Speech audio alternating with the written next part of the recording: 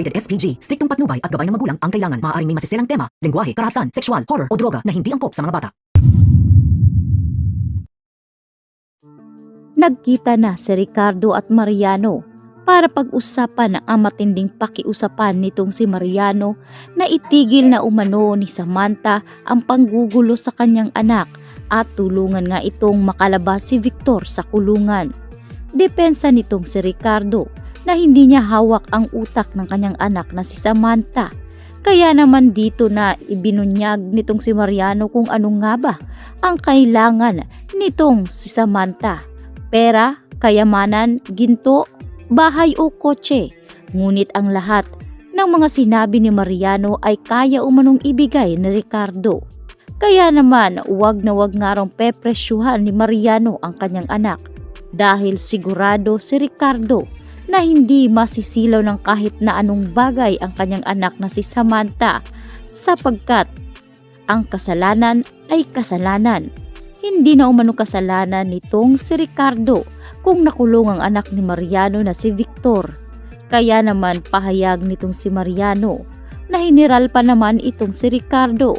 Subalit tila isang pipitsuging mababang aranggo lamang na tulad ni Samantha ang hindi niya kayang kontrolin. Kaya hindi nagustuhan ni Ricardo ang mga pahayag ni Mariano at dito niya nga niliigan si Mariano at sabay sabi na wag nga rong sisindakin ni Mariano si Ricardo sapagkat kahit isa na siyang retirong general ay marami pa rin siyang mga koneksyon sa mga kapulisan. Kumbaga, may power pa rin siya para ibunyag ang lahat ng mga ginagawa nga nitong si Mariano. Kaya naman itong si Mariano ay tila dismayado sa kanilang pagkikita. Subalit wala pa rin sagot na matutugon si Ricardo para makalaya ang anak nitong si Mariano. Samantalang medyo natakot at natinag konti si Ricardo hindi para sa buhay niya kundi para sa buhay ng kanyang anak na si Samantha. Kaya pagdating mismo sa kanilang pamamahay ay agad ngang hinintay ni Ricardo ang anak. Dito nga galit siya na galit sapagkat ipinahiya na naman umano ni Samantha ang kanilang pangalan. Kaya naman itong si Osabel ay talaga namang matindi ang pakikiusap dito kay Ricardo na wag na umanong palakihin pa ang naturang gulo. Pwede na raw umano nilang pag-usapan ito ng sila-sila lamang. Subalit hindi nga mapagbibigyan nitong si Ricardo ang kahilingan ni Isabel, lalo pa na tila buhay na ang nalalagay sa alanganin. Sa pagdating nga nitong si Samantha ay agad nga ngayong bumaba si Ricardo para harapin ang kanyang bunsong anak. Galit na galit ito nang malaman na binaypas pala ni Samantha ang kanilang nakatataas at talaga namang hindi ito nakinig sa utos. Kaya naman depensa ni Samantha na kaya niya ginawa iyon dahil malapit na sila sa katotohanan at nahuli rin naman nila si Mr. Chan. Subalit kahit anong pagmamalaki ni Samantha ay hindi nga ito natinag sa Ricardo. Binalaan niya na sa susunod na hindi sumunod sa utos si Samantha at ipahiya umano ang kanyang pangalan. Hindi niya raw umano ito palalayasin. Bagkus kakalimutan niya ito bilang anak. Kaya nagulat si Isabel sa mga binitawang salita ni Ricardo at talaga namang sumama rin ang loob niya sapagkat hindi na rin maganda ang mga sinasabi ni Ricardo laban kay Samantha. Kinaumagahan, dito pa rin pupunta si Samantha sa opisina na para bang talagang masayang masaya dahil anuman ang mangyari ay kinakailangan niyang marisolba ang naturang kaso kahit na nalalagay sa alanganin ang kanyang buhay. Hindi umano siya papayag na matakpan ang hustisya at gagawin niya ang lahat para sa bayan. Habang itong si Rudy ay tuluyan na nga itong makakalabas ng ospital. At dito nga tinanong ni Rudy kung saan na naman galing ang perang ipinanggamot niya sa ama.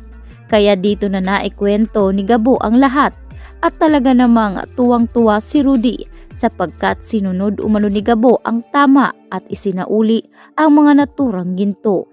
Sa pagkakataong ito ay maikukwento na ni Rudy kung ano nga ba talaga ang nangyari sa kanila noon nitong si Ricardo at Mariano Dito na nga isa-isang ikinuwento ni Rudy kay Gabo ang lahat, at talaga namang gulong-gulo itong si Gabo sapagkat kaya pala naghirap sila ay dahil sa napagiging sakim nitong si Rudy noon. Dahil matapos niyang mahukay ang mga ginto ay iniuwi niya ito sa kanilang pamamahay. Nag-aksaya siya ng pera at talaga namang dito niya nakilala ang ina ni Gabo. Nagsama sila ng mga iilang taon at dito na nga rin siya nakita ni Ricardo at Mariano.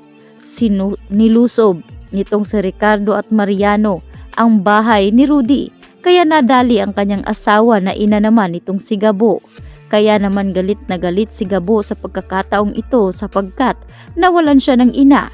Kaya naman hindi umano siya titigil hanggat hindi siya nakakaganti sa dalawang kasamahan ni Rudy noon na naghukay at naghati sa mga ginto.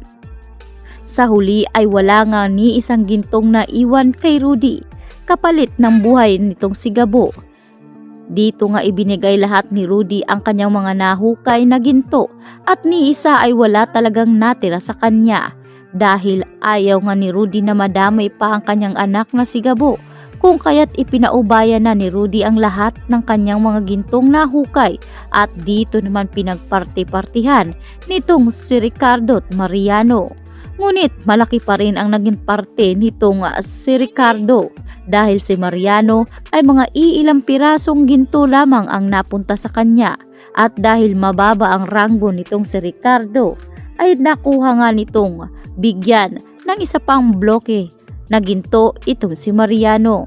Masama naman ang loob nitong si Mariano sapagkat kung tutuusin ay tila parang barya lamang ang mga ginto na ibinigay nga nitong si Ricardo sa kanya. Mas marami pa rin at lamang ng higit 10 itong si Ricardo kesa kay Mariano. At dahil kahit papaano ay magiging parte na rin ito nitong si Mariano ay hindi na siya nagreklamo pa.